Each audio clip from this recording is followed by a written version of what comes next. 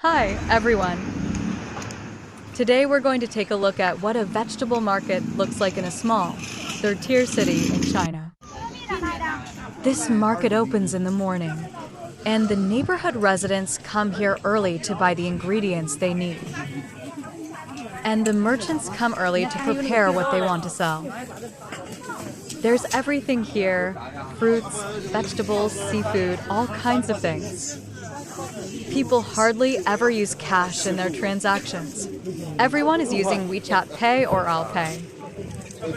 Is this what you imagined? To find out more, follow me.